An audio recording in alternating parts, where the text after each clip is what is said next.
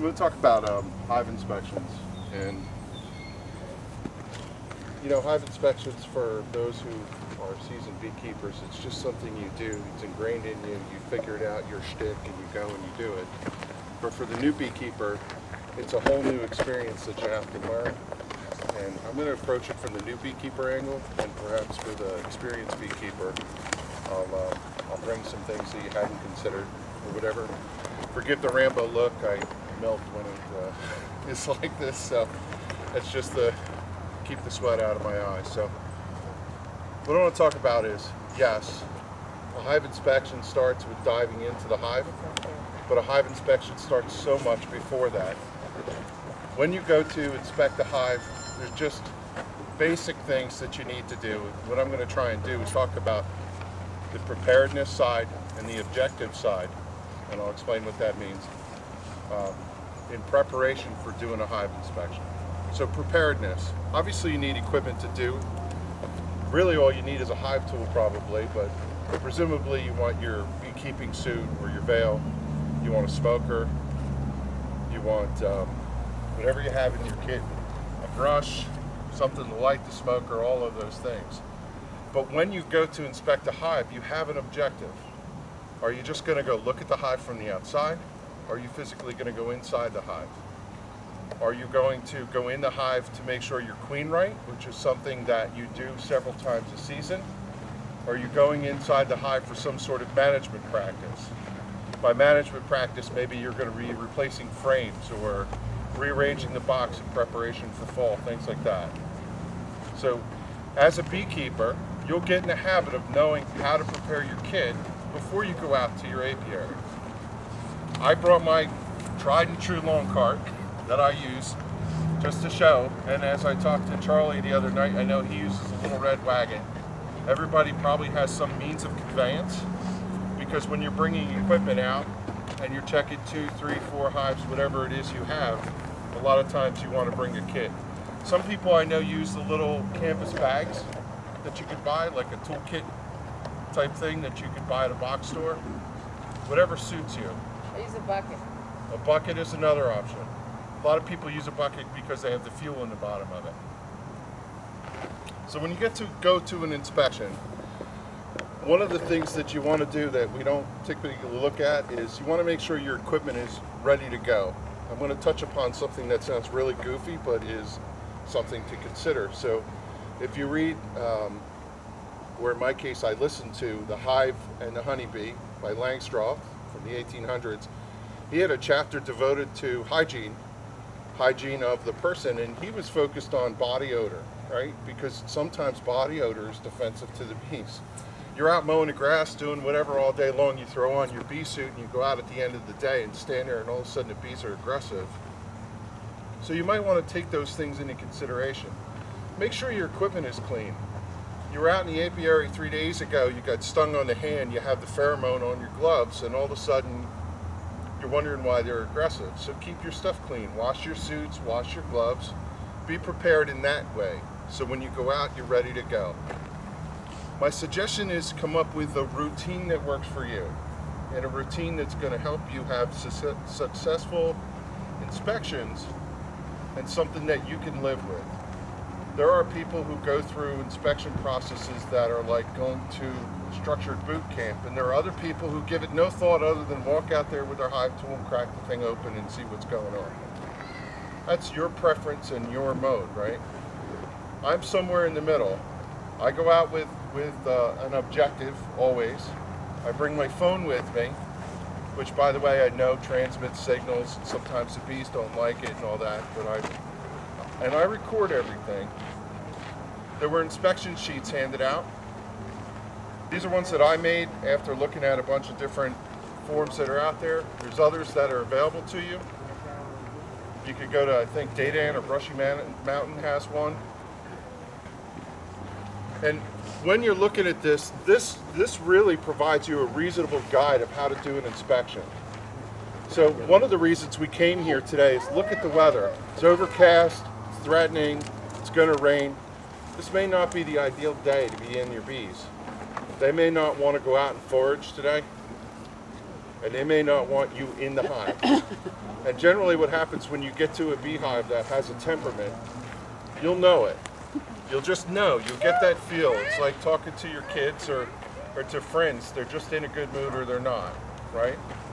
So when you're gonna go inspect, you have to think about the inspection process and your best chances for success. When is the right time to do an inspection? If you look at the Merit Guide or General Beekeeping Principles, they'll tell you 10 a.m. to 4 p.m. or when the bees are going to be out foraging best. Now the sun comes up in the morning. Hopefully you have your bees somewhere where the hive is getting sun early and the girls will get out and start working. So what you want is you want most of the bees, if possible, to be out of the box. If they're out of the box, it gives you less bees to roll when you're doing your inspection, and it gives less bees to defend the hive. And typically what I say, or what I think I observe, is that when they're out foraging and do their thing, the bees that are in the box are taking care of what's going on in the box. They're not so much worried about you. Okay?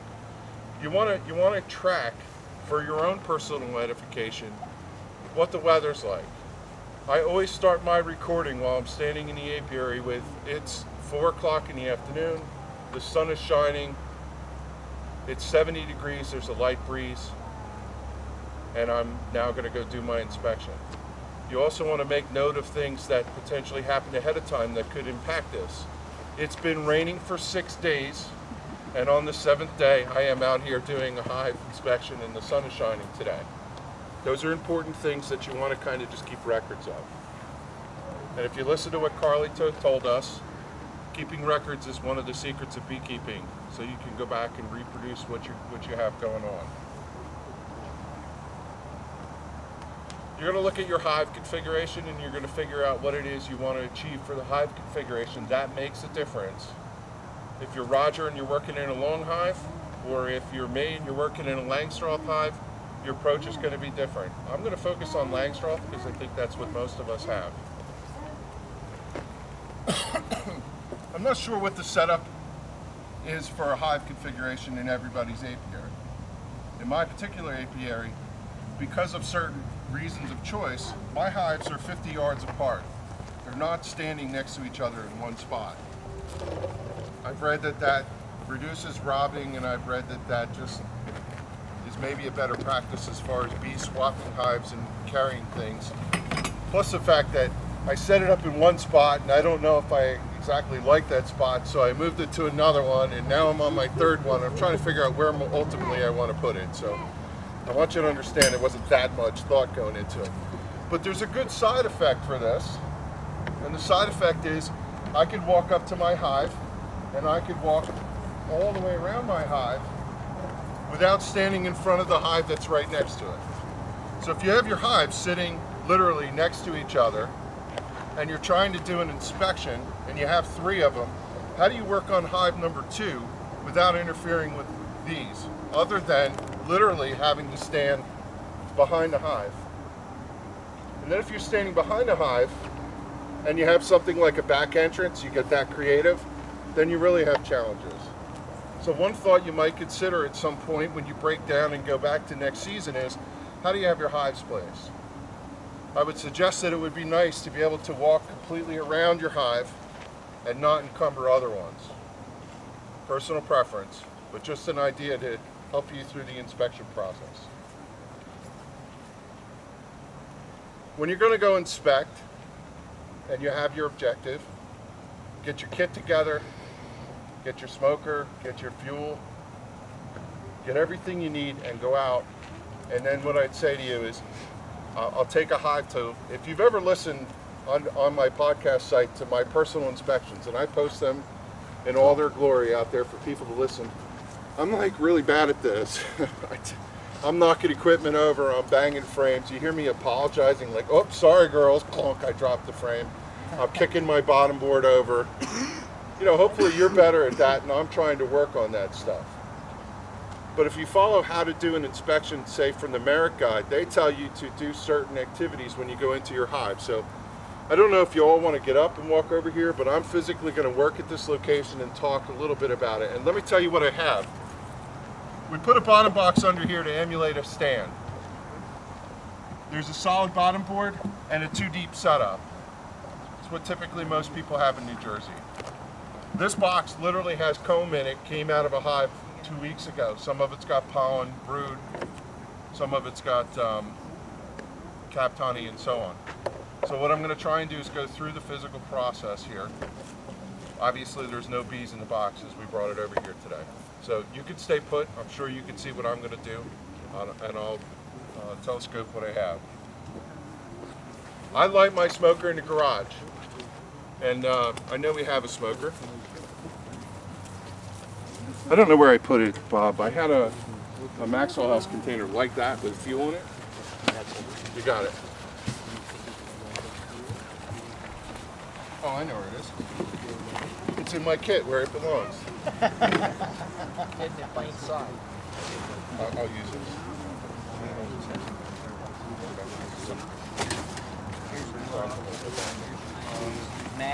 Posted a video recently on the website for how to light a smoker. I must admit I'm not original. I went and learned this from other people, or asked the question when I went to the Beekeepers Association state meeting last year because I just struggled with this. So I'm going to explain to you how I learned how to do it. And what I have here is a makeshift thing, but I have a bucket, like Karen said, with stuff in it. And I have fuel. And what I typically do to light a smoker is I have a piece of paper, and I take that piece of paper, and I'm standing in my garage. I don't typically do this out in the apiary, but I know a lot of people do.